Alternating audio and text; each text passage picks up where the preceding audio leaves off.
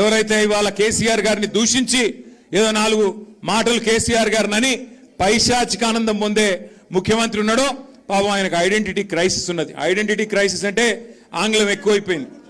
Identity crisis అంటే తెలుగులో చెప్తే ఆయన ఎవడు దేక్తలేడు, ఎవడు గుర్తుపడతలేడు.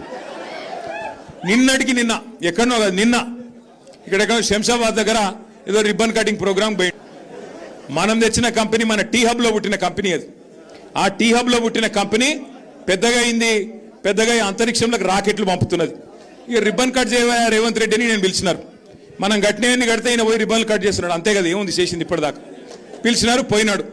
సరే పోయినాడు, ఏదో పోజులు కొడుతూ అక్కడ నిలబడి ఇట్లా అట్లా పోజులు కొడుతున్నాడు.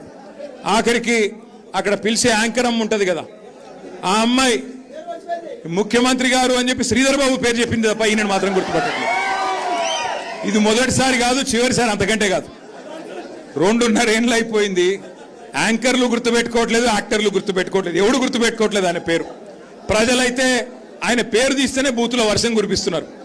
నేను చెప్పట్లా ఇది, మీరు కావాలంటే ఆ యూట్యూబ్లో సోషల్ మీడియాలో చూడొచ్చు. ఎవరన్నా పోయి ఆయన ఎవరు ఉండే ఆయన పేరేంది అనగానే ఆయన పేరు చెప్పకు, ముఖం తిప్పుకుంటున్నారు.